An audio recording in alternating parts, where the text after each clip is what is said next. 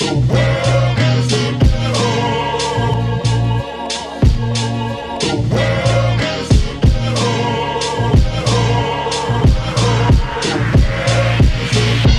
everyone to the last episode of Season 1 of Voices of Rondo podcast.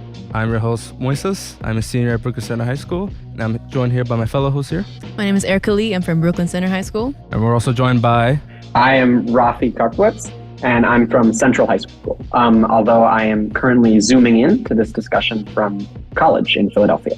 We have a special guest here, the executive director of Reconnect Rondo, Keith Baker. I'm so glad to be here with you, Moises, Erica, as well as Rafi. Thank you for asking me to join you. We felt it was really vital as a youth council to invite you on here as the director of Reconnect Rondo, just to talk about the project and the land bridge and all the ins and outs of it all.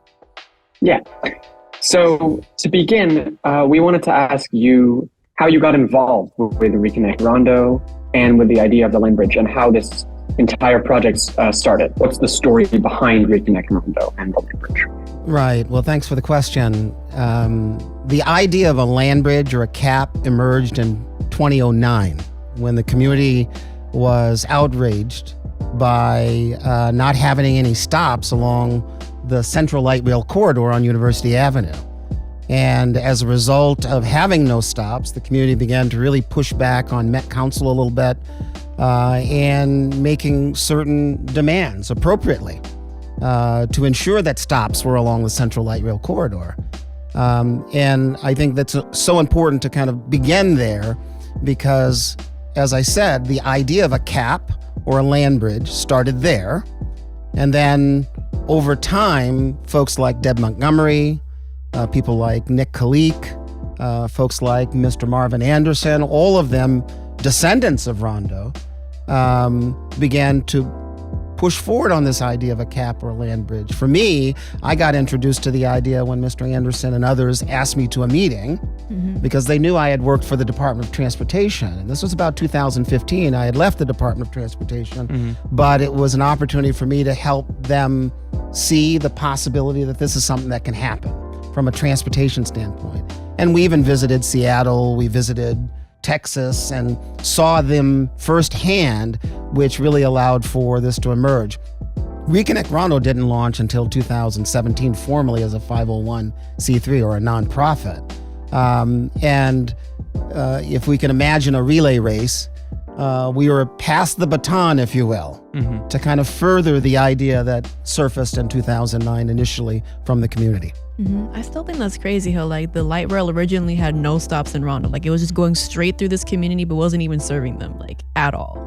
It tells you what it reminds you of is exactly what happened when the freeway came through back in the 50s. Yeah. It didn't consider the community that was already living there. So it didn't do a solid enough job in what they call the environmental impact assessments and so on and so forth. So it really was important that the community kind of pointed out that, pushed back a bit, and now we have this idea called a land bridge that we're pushing forward on today. Right, and there's also another route too, a northern route, but that they didn't consider for some reason. But I want to ask you, since the land bridge will run through Grotto and Chatsworth Street, that's over half a mile. Why is that significant to the Rondo community? Why is it there? Well, I mean, I suppose a land bridge, when we think about I-94 corridor, St. Paul to Minneapolis, the idea can be placed anywhere because the historic footprint of Rondo is Rice Street to Lexington.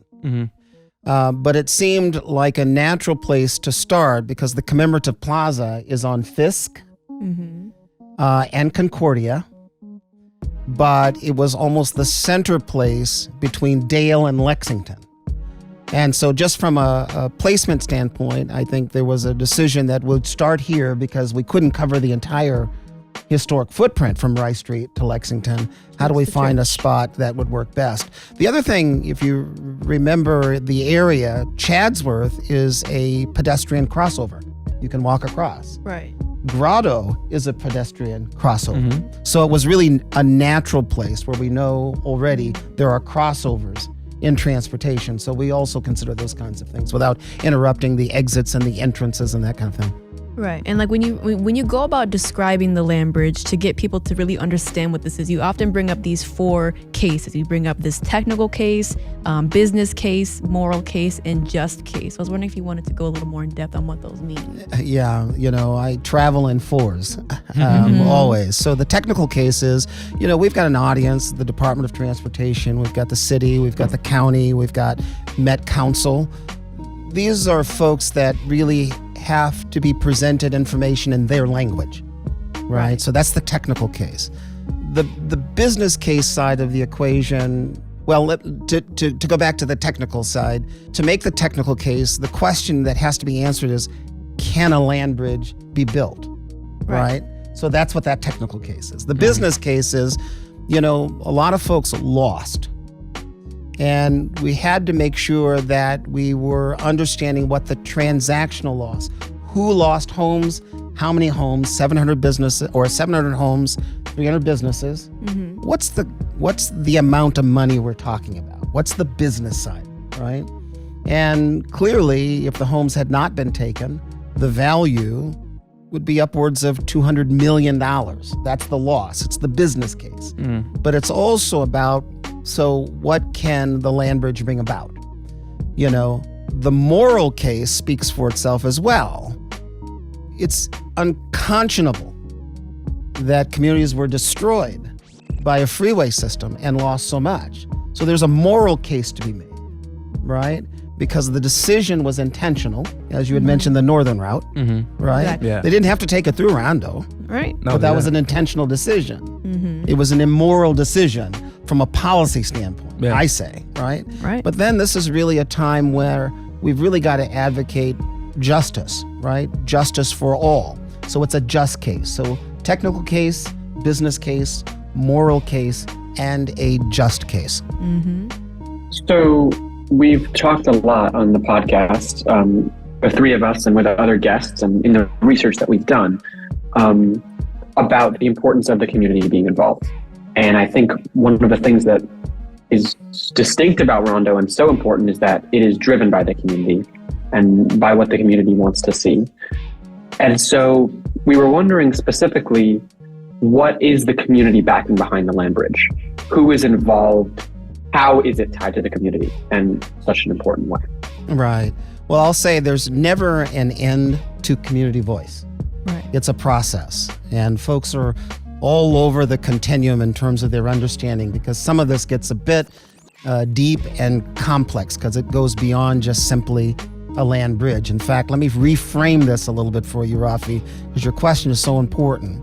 This is a transportation element that rests in a community that we can leverage towards community benefit. So it's just a tool to use, transportation, for community building. And so it's our aspiration to create an African-American cultural enterprise district connected by a land bridge. So what is that really saying? Well, Rondo was an African-American cultural enterprise district before the freeway went through. And so when we talk about asking questions of the community, we're asking the community, so what was Rondo? What was its social, cultural, economic, civic, business framework that was ultimately destroyed by the freeway? By listening to the community's aspirations, the ideas that are really important, those input points are very critical. One of the things that I'll say is I've had 2,000 conversations in 2022 myself directly with community members, Wow. right? Our technical team, which we call a box of crayons, okay, are listening to these voices. It's almost like if we give the community a crayon and a piece of paper, what might you imagine? So those are the kinds of things that we've been doing with the community over the last 2 years, I would say, and trying to make sure that the voice of community is leading, but our technical team are the tools, the crayons, if you will, to create the technical case and to present back to the community what it is that we're hearing them say. Is that their actual name? The Rondo's crayon box? Well, I say we can use it.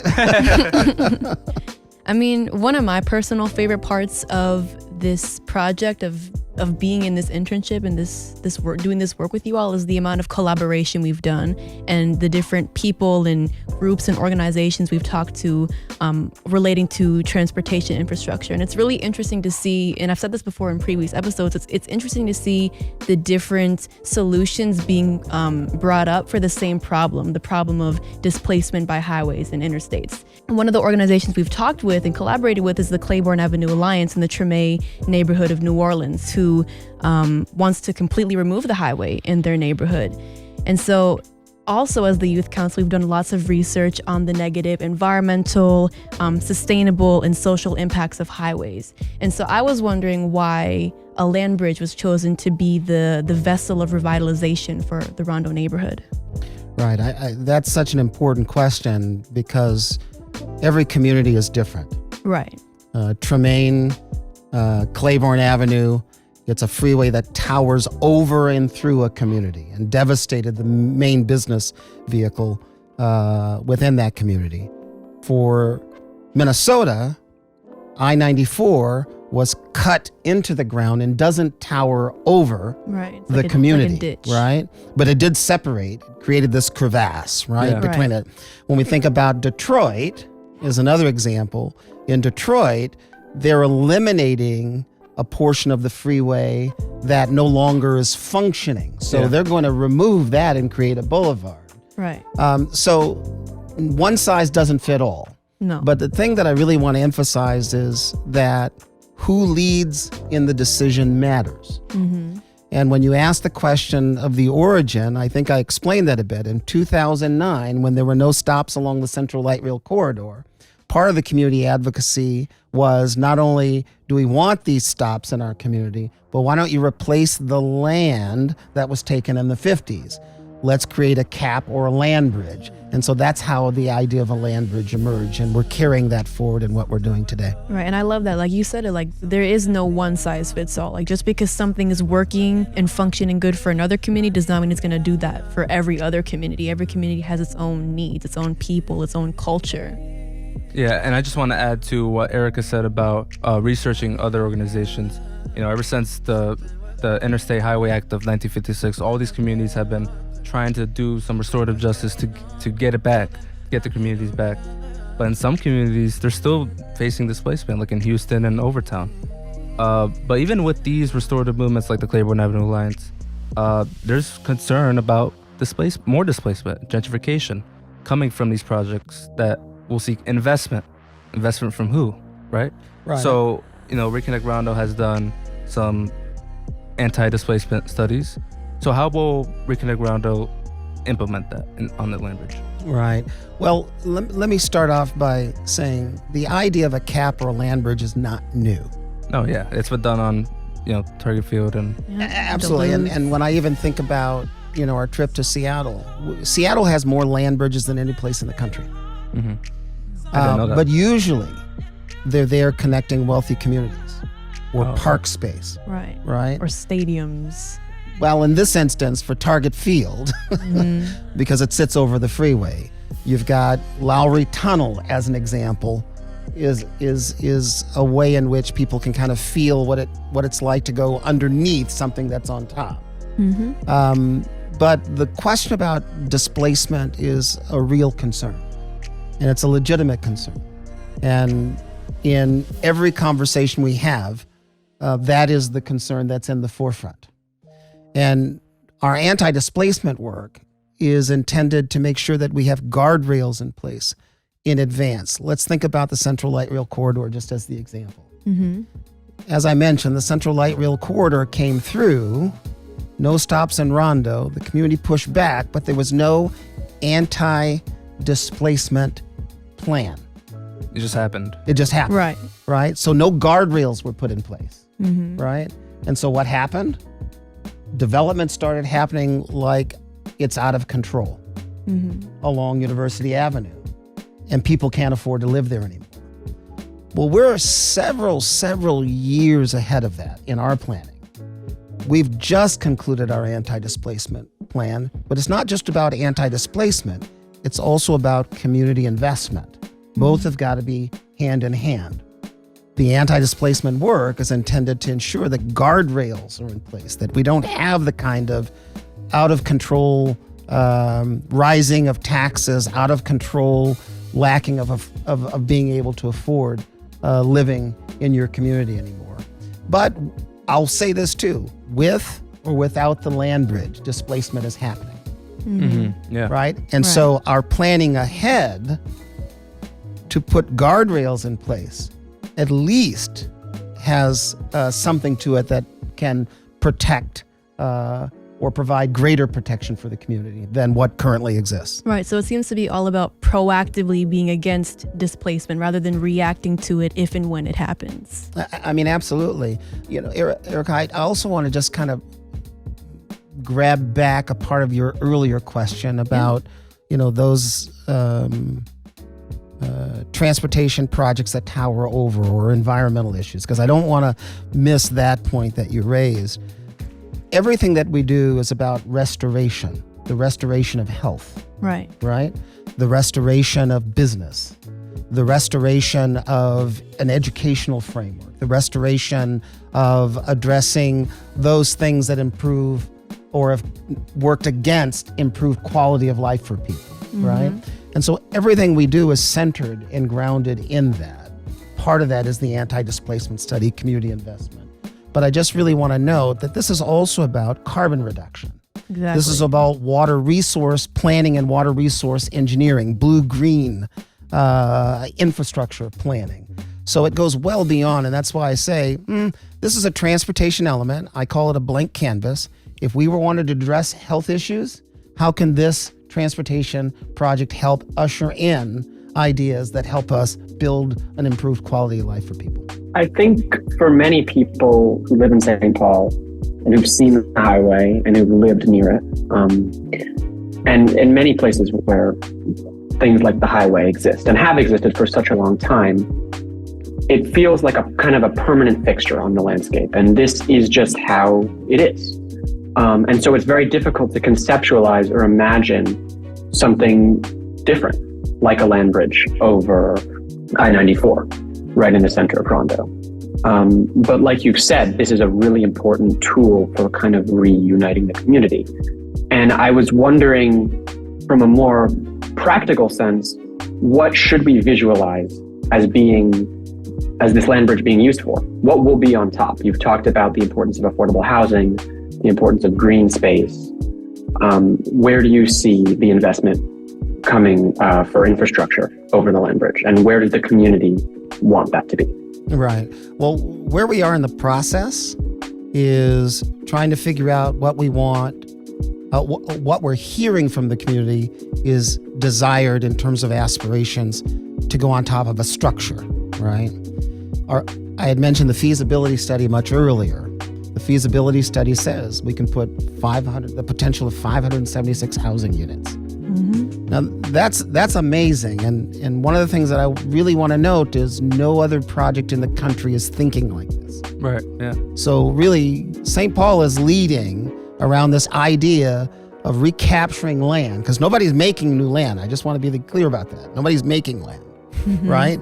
But we are creating new land for the potential of 576 housing units. We are creating new land for the potential of 13 acres of public park space.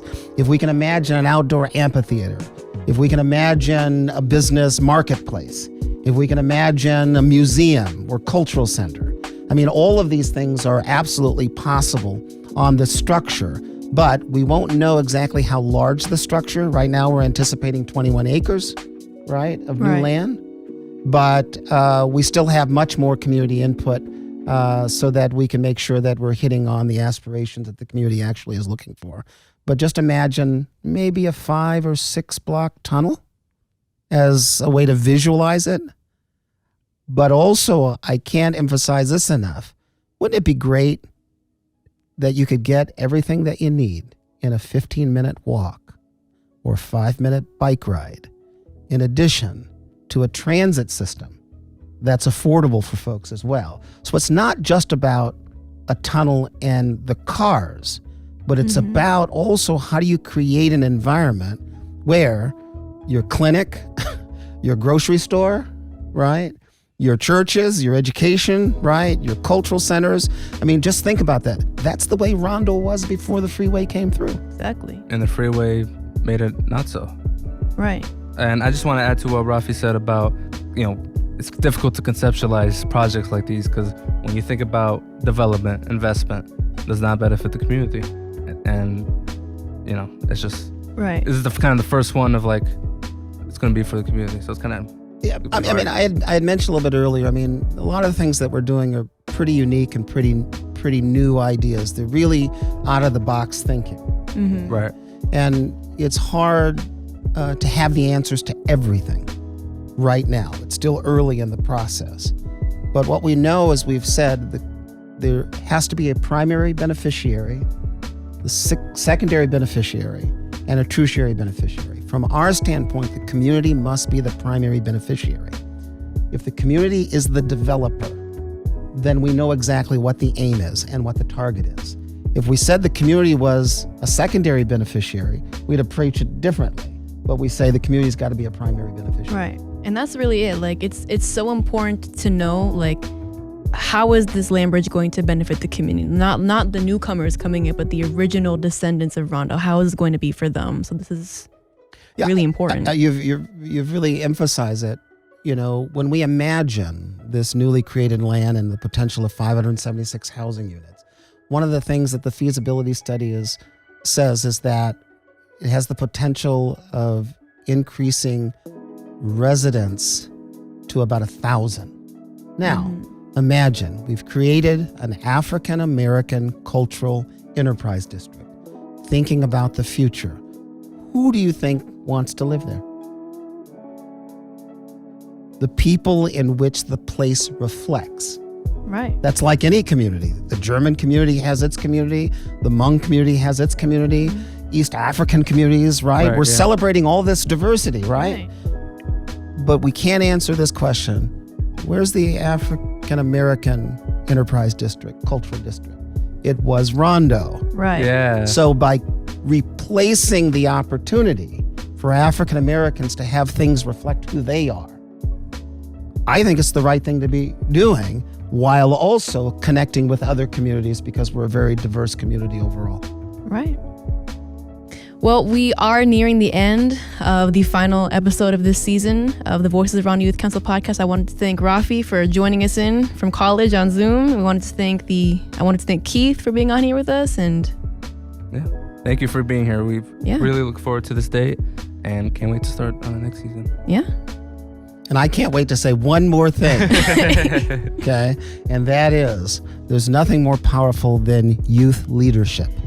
And you've all demonstrated not only your own curiosity and exploration of this particular project, Reconnect Rondo is leading, but you've done your homework across the country. And we appreciate your leadership and the fact that you're speaking to your peers in the community about how important this is for you. Yeah. Thank you very much. We're getting it off there.